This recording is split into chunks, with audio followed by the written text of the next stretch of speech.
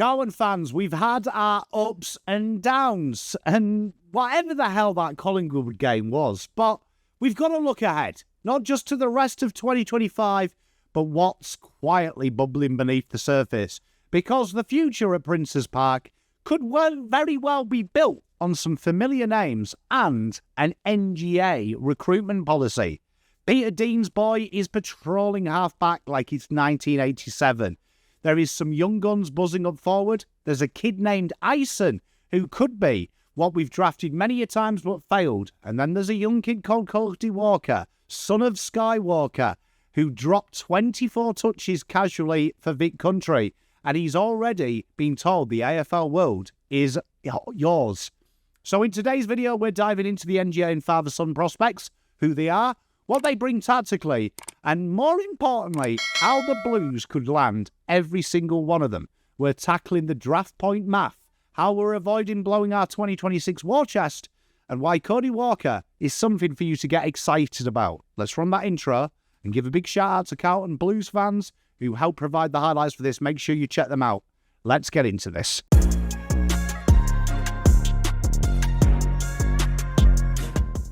So let's start off on the Vic Metro Country game, and it's always a massive occasion when these two great sides face off. But for us Carlton fans, this one was a little bit extra, a bit juicy. 4 key names tied to our father-son NGA, and Cody Walker fresh off declaring his intentions to nominate Navy Blue. And he gave us the perfect look of the next wave of baggers in waiting. Let's start with the scoreboard. Vic Country walked away with a very comprehensive 30-point win, 94 playing 64. But more importantly, they completely took over the game after quarter time, turning a tight contest into a second half statement. And leading that charge was one Mr. Harry Dean. The 194 intercepting defender and son of Carlton Premiership great Peter Dean was almost unpassable in Country's back half, as he has been most of the year, gathering 22 touches, 8 marks, 11 intercepts, showcasing an elite read on the play and that booming foot of his. He played like a mature-age Nick Haynes with added grunt. And he's not just a lockdown guy. He starts counter-attack chains, 4 rebound 50s, 5 score involvements, and already a positional and defensive IQ that looks AFL ready. He's rising up the draft boards for many, and it wouldn't be surprised if he does come out in the first round pick. But we'll break down how we match that a little bit later on. In the forward half of the line, there was a couple of glimpses. One of Jack Ison, who reminds me a lot of Brodie Kemp in his draft year. He found a lot of the ball, kicked 1-2, and used his frame to play almost every attacking role, from crumbing to leading patterns to stoppage foldings. His efficiency was down a touch, only 47%, but the signs were there, especially his ability to find contested footy and shrug tackles and put the ball in the right areas. And then you had Tyson Gresham, not to be confused with Jade, a more famous guy and a relation, but Gresham is that little small forward that can swing into the forward line, and that can swing into the midfield line. His disposal total was modest, but he did look very strong at times and really looked to drive them through the ground as the connector. You've got to think of a very baby Jesse Motlop, how he plays in the AFL, but with some added panache that could be worked with. And then the centrepiece, Cody Walker. The bottom ager, just days out from nominating the Carlton Blues. 24 touch games, 7 score involvements and a goal. Kicking was crisp, handballing was frantic, and the ground level work is already elite. He was clean under pressure, overhead when required, and moved with that it factor you see in all modern day mids. His kicking still needs to be polished, under heat, but that'll come. And what you can't teach is decision-making and speed and spatial awareness, and both of these are standouts from Cody's game. Around the ball, Metro, they were outclassed. Jack Dalton, though, fought hard, 27 touches. NGA from Essendon, Adam Weald, he was very strong with 24, and it was a real strong performance off their half-back line. But Country simply had better contributors and incredible transition. Willie Dursmer was huge, 27 and a goal, and continues to ask, what is he? But whatever he is, does look pretty good. McCunder bagged 2, and Taylor Byrne again kicked 5 goals. Byrne's flair and forward craft makes him a very interesting prospect in this draft. Vic's Country's cohesion, ball movement and star quality was very good. But for Carlton fans, this was the perfect scouting mission. Dean, Ison, Gresham and Walker all showed why they're more than just novelty picks and structurally could be valuable to a team that is desperately trying to cling on to the Premiership window. Let's go into these. Harry Dean, intercept general in the waiting. Let's talk about AFL-ready defenders, and that is Harry Dean. Listed at that 193, round 94, he's not just a big-bodied back. He's composed, he's a great interceptor, good ball user, and a player with a real feel for timing of the moment.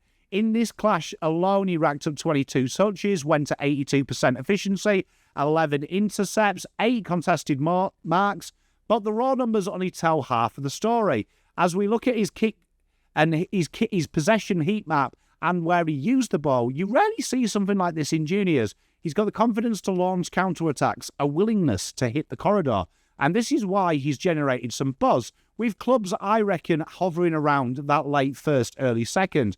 When we look at his breakdown, he's such a composed weapon off halfback. The Green Arrows, they dominate the map, and this is passes retained where the player targeted doesn't have to do much work. You can see deep win, looking in the corridor, hits targets at high rates under pressure. A few orange, this is where he's hit the target, but the other player has had to do something. Not a non-effective disposal, but one of them ones that I complain about that the AFL do it. And you can see he's looking to connect, he's going through the corridor options, going through the dangerous ones. And the red arrows are where he's made a mistake, the classic inefficient one. And you can see not many big moments and going for the right kick. What stands out is how many of these start that defensive to forward push. He's not handball happy. He's looking to take the game on. And I always look at this of like a Nick Haynes. Less reliant on zone setups, more comfortable attacking in the one-on-one situation and getting him moving forward. Now, what is the tactical fit for Carlton? Well, this is the one that really does slot in like a glove. Carlton's defensive identity has always relied on Wheatering's incredible one-on-one work. And then they've added these roaming interceptors. Haynes is the recent one. McGovern was that creative rebounder. But the big issue was it didn't look quite right. This is where you enter Harry Dean. There is an immediate impact already. You slot him into the VFL side next year, and no doubt he will be the number one interceptor in there. But the long-term pairing is a very exciting prospect. That transitional piece that allows O'Farrell and Wheatering to take the lead, and I think Harry will start life as an aerial defensive sweeper. His ball-in-hand value is huge. His kicking gives Carlton a second rebuilding option to ease the pressure off these backline types. His 8 contested marks in one game show he can win it back. His 5 in score involvements tell you he doesn't just mark, he leads and hits targets to score. And defensively, he is strong, and he's not scared of taking down the more medium-sized forwards. Now, let's talk about comparisons. I would say, and you know I hate doing this, but it does remind me a lot of Nick Haynes in his prime, with a little bit of a dash of Sam Taylor. He's not quite the lockdown freak that Sam Taylor is, but he's definitely got that Sam Taylor positional smarts. And while he doesn't have lightning pace, he's got Haynes' intercept timing and that kick-first mentality. They are eerily similar. The future rating here is easy for me. He fits like a glove. 9 out of 10. The flexibility, the composure, the depth down back, he solves all them issues. And with him being a very cheap pick because Carlton can bundle up picks to match him, he is really exciting. I am smashing the match button quicker than you can say Carlton Premiership reunion. Now let's look at the lesser guys, the guys that aren't talked out enough. Jack Ison, this versatile swingman that brings some good vibes. Every list build has a wild card, and Carlton have always tried to find this, but they may have fallen into it with Jack Ison. Standing at 190, you can't pigeonhole this boy as one role. He's that new age hybrid, that forward that can go across the wing, also likes to be that target down the wing. He impacts contests at ground level, he's a fold-over option in the stoppage, and he holds his width, particularly around stoppage. He was really strong against Vic Country, 17 touches, 6 disposals, 1 goal, 2. It wasn't a polished game, few disposal efficiency issues, but they're more execution issues, but the traits are there. Strong on the move, physicality, resilient, and a constant involved conduit threat. He was genuinely linking up the lines. And this is where Ison's game gets interesting. If we look at his heat map, it's loaded. There's a clear theme. High risk, high reward kicking. trying to get inside 50, not stab patting with lateral handballs, but actively trying to be that transitional threat and that conduit. Carlton sacrificed so many forwards in this role that it would make sense moving forward. You have 2 Ashton Moyers, and he is it. Now, some of these kicks didn't come off, but he is going in the right areas. These are tight angles. These are under pressure. He is doing it. The green arrows around the wings show just how good he is there. His ability to work up the ground, pivot, and get you into the attacking phase is something that gives you a long-term upside in that midfield forward. The takeaway is something Carlton haven't got. He's aggressive. He wants territory. He plays like a real attacking threat, and he's looking at being an awkward matchup, often finding something to be impactful. Carlton don't have many players like Ison who are naturally gifted with attacking flair. When you look at our forward line, he's starved of clean entries. Jesse Motlop, Durden, they need that extra kick, and this is where Moya and Ison in the long term could be. Kemp's been out injured, but this could be the guy that's that long-term option to answer the question for the Blues conduit. Brodie Kemp, he is there still now, and he probably has value, but he's early in his career. He was flagged as this high-upside mid-forward blend. This is where Ison is. Carlton have learned the lesson of messing about. Moving him, he brings height, strength, and the ability to play as that third leading tall with a ground ball competitiveness that allows him in the long term to push up around stoppages. A utility option that could answer many gaps. He's going to need a pre-season or two. He's got to clean up that kicking efficiency. But he could become that guy that plays on the wing. He has got that real good engine, and he's something that we could build on and could then become that high half forward we're looking at. Now, what are the comparisons? I think early doors Brodie Kemp, but stay with me here. There's a bit of Jake Stringer about him. Now, he hasn't got the same power as Stringer, but he can create contests. He can create chaos. And the way he rolls back in the play really reminds me of Stringer, but definitely early doors Kemp, when he drift up, find pockets of space, throw his weight around with intent. Now, the future rating for this one is a 7 out of 10. Jack Ison won't be a first-round player in 2026, but give him a couple of years in the script system. He'll be the perfect depth piece with the matchday difference maker if developed right, especially a Carlton side that is trying to find the perfect mix. Let's go on to the next one. Tyler Gresham, a high-energy, pattern-leading forward who has got a bit of Carlton DNA. Every club has this type, and for Carlton, especially under Voss, small forwards we've got loads of them, they don't do anything. But this guy is aggressive. They've tried to develop Motlop into this two-way runner. They've tried to do that with Durden. Gresham naturally does it, but there is something about Gresham that he is a natural dynamo in that attacking sense. Now, he had a quiet game this one, but that's not the story. It's how he got him. He was a constant menace trying to be that type of player that looks to get it. He was worked hard around the ground. He was really good at crumbing. And as a player who's 169, he's finicky around that ground ball. He works really hard in and around the pockets of space. He looks to stay in front of his main man. And he uses them repeat leads to really put the pressure on, but look to try and be a connection. He's a real connection train, and he's also there at the drop of the ball. Now, if you look at his heat map, it really paints the exact picture of what he is. He's that annoying small forward. He's got them green arrows inside 50 where he's tried to change the angle, tried to look at it. These are textbook plays for small forwards who understand the game.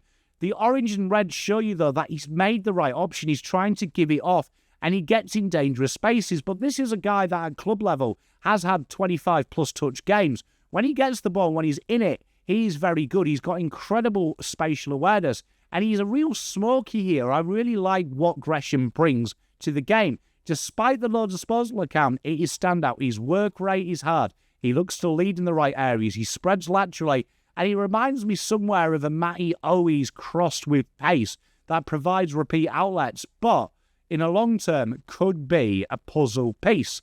Where is that tactical fit for Carlton? Well, we haven't got many small forwards, have we? Carlton small forwards are all the same type of player. Durden, Fogarty, pure pressure players. Motlop's moments of brilliance, but lacks consistency. And then players like Orazio Fantasia that the game has gone past them, but they are there for the reason. Durden and Fogarty have been used as defensive plugs up the ground and not really stayed at home. Gresham, he likes that creative forward thinking. He likes to be that connection, and he likes to look to try and link the little passage of play, but he's got a bundle of kicks. He definitely relieves the pressure of allowing someone to be a stay-at-home who can be a menace in and around the ground. He's got high football IQ, but he also likes them little conduit roles. And I do see how like Carlton can maybe model this on the more diminutive small forwards who literally stay at home and look to be a pain in the butt. And that is where Tyson Gresham comes in. The two score involvements were just very incredible craft. Limited supply of the ball, but look to do it. And where do I think he is? The comparison. I feel like there's a little bit of an element here of Jesse Motlop, but a guy that should model his game on someone like Lockie Schultz. He's got that ability to kick the goal of the year, but he's unselfish. He is hardworking. He can look to bring people in, but when he gets the opportunity to take a shot, he's got it. This is something that we Gresham Carlton need to bring in some mature age small forward to help cultivate these players. But Tyson Gresham has points of difference that Carlton's midfield don't have. His future rating is probably about a 6 out of 10. Not flashy, you need clean entries, he might be able to stretch zones, he's got a high footy IQ, but he definitely needs some building. It's going to be a very late pick and he's going to be a shot to nothing, but it is someone here that has traits, if looked after, could be good. Now the centrepiece. Some father sons are almost fairy tales, but Cody Walker is a blueprint. The 17-year-old pioneer isn't just Carlton's top 2026 prospect, he's one of the more complete underage midfielders in the country as it stands. He's nominated Carlton as his club of choice, he's fronted up for Vic Country, he's produced a 24-touch, 1-goal, 7-score involvement performance, and he was icon catching. What is standing out with Cody is his composure, his clarity. He does things with purpose. He plays with someone who has already seen the replay of the game. He has great spatial awareness and knows what to do. And when you look at his breakdown of his possession map and where he went, it shows he's a playmaking spatial awareness king. The green arrows in all 4 quadrants, he spreads the ground, he sets up the play. He's not scared whether it's in the corridor, forward flank, or on the wing. You can't pin him, he's always moving. He did make some errors as the red arrows show, but these were proper motion kicks. It was intent. He was looking to set them on the attack. And the orange, again, were bullets in proper attacking areas where the forward had to work. The kicks were complemented as well, 14 handballs. He works really hard in this avenue. He looks to make players keep moving. He's a real metronome. And it's no coincidence that these score involvements were really strong. He doesn't pad stats, he is a chain builder. Now, his football IQ and the natural traits are generational, it has to be said. He reads exit congestion incredibly well. He knows when to skim through stoppages. He gets the ball clean, and he's always on the move. And it's an instant awareness around him. He uses his body position to absorb contact, which will only get better as he gets bigger, but he's already bouncing off tackles that older players with more size can't pin him down. And he doesn't overuse it. He gets the ball and he gives it. He reminds me very much of Nick Dacos in his draft year, that he brings people round. Old school craft, new school execution. His weakness, sometimes he rushes it, but that's fixable. He's excitable because the hard part, the clean hands, the field vision, the acceleration, they're native traits and he has got it. Now the tactical fit, 10 out of 10. Let's dream a little. A future midfield that exists of your physicality of Hewitt and Cripps' strength, Walsh's two-way running, Cherr's ease and class, Jagger's cleanliness, and his harder edge of winning the ball and getting you going. And then you plug in Cody Walker's burst, his high IQ. Wow, you are excited. Someone that can take the handball receives and do something with it. A pressure-breaking player.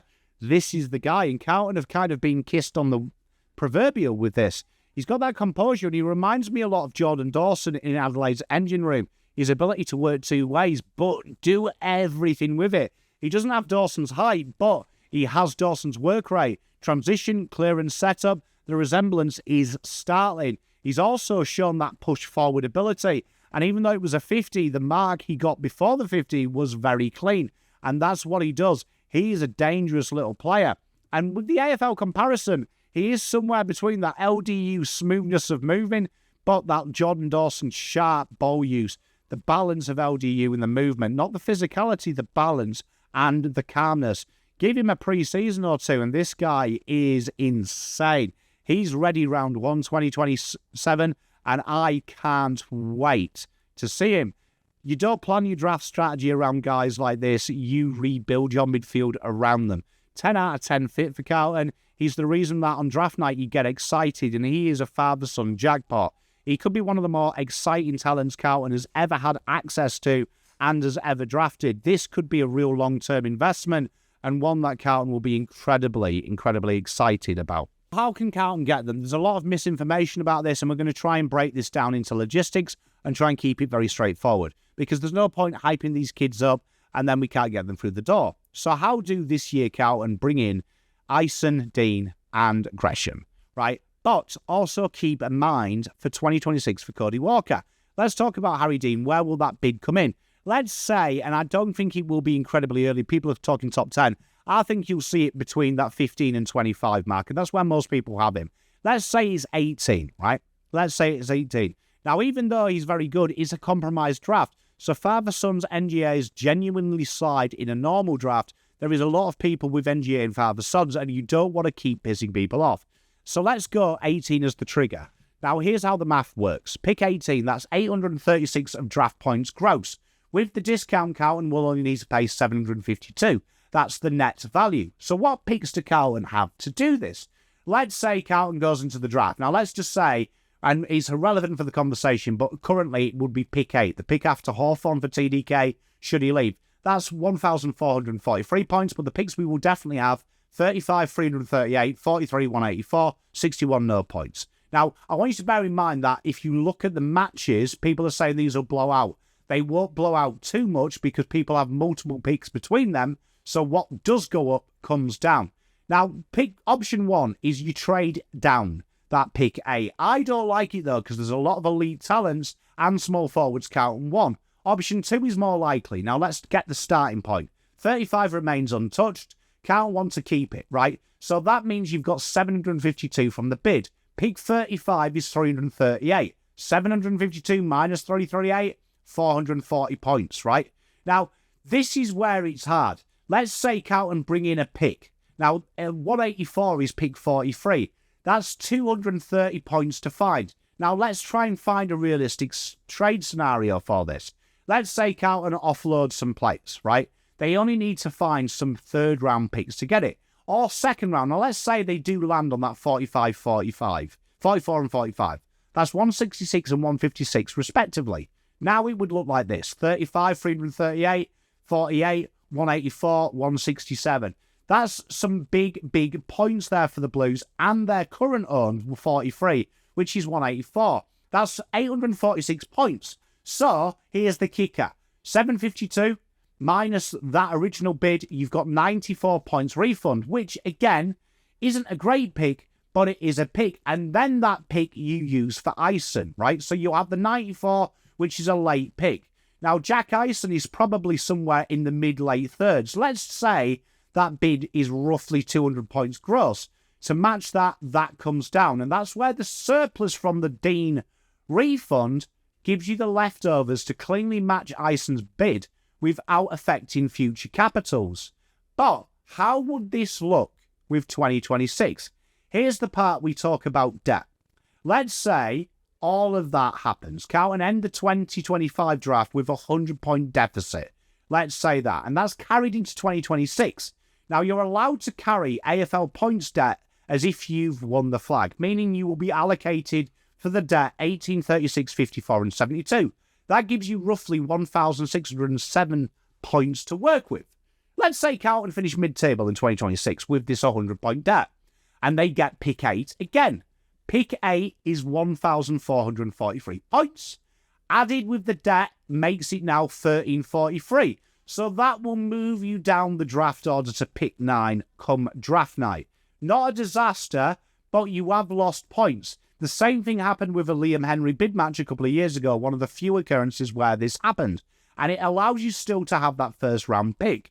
Now for Cody Walker, let's get serious. If Carlton lives up to the billing of Cody Walker, he's definitely going to be pick 1. But Father sons rarely get taken pick 1. Reason? It's not good. So let's just say pick 2. That's 2,481 points gross. After the discount is applied, 223. Now, Carlton with their newly acquired pick 9 is only 1,355 points. 2,233 minus 1,355 is 878 short. Now, you could use your second and third to do that, but Carlton could quite easily trade back into the second round, into the later seconds, use their 2 years worth of futures to get more seconds, or sell fringe players. 800 points is nothing in today's system. 878 point gap is next to nothing. And it's very easy with the makeup of Carlton's list, with players coming out of contract from now till then in the non-free agent or in the last years, that Carlton can do it. So the final summary is Carlton can match the bid of anywhere around pick 18 using a combo of 35 and some second and thirds, maybe even using futures, and you just pay off the debt by being 2 years in front. Jack Ison will be matched. Gresham will be a 0 value. You just have to burn a pick. Cody Walker is still incredibly acquirable, and with smart cap planning and minimal debt recovery, no core picks are incredibly hard to need. It's just about being proactive. So to sum it up, Carlton have 4 real good draft opportunities, 3 of which are in 2025. Harry Dean, Jack Ison and Tyson Gresham, all 3 available while the NGA and father-son path flies, meaning it's quite easy to match the points using the points. And the best bit, with a smart draft day strategy, with some good list management of players coming in and out, Carlton can get all 3 of these without really breaking the bank and still have a top 10 pick in 2025 should TDK go. 2026, the top 5 midfield prospect, a generational link to the past, the present and the future. Carlton can go in with a minor deficit into 2027, 2028, right? In 2027, the year after Cody Walker, they could still go on that and still have plenty of capital to spare. So while 2025 might be a transitional year for Carlton on the field, recruitment-wise, there's quietly got a very easy way to nail list building and try and give you the momentum that will hold you for the decade. So let me know, Blues fans. Let us know in the comments. Are you worried about matching the bid? Does this video help? Are you excited about seeing how Ison and Gresham could develop? And are you excited about seeing young Cody Walker in navy blue come 2027? If you enjoyed this breakdown and it really was helpful, please don't forget to like and subscribe. Share it around, especially with someone who keeps telling you Carlton can't match the bids. It's very easy to do it. It requires a little bit of ingenuity, but trust me, covering the draft for so many years, there's been teams in worse positions than us who have easily done it. The next generation is coming, and although we don't know if it's going to be bright, we do know it's very, very blue, and with the right development, these are the right type of players that you want at your club. I'll see you next time. Thank you very much. I'm PommyInOz. Peace.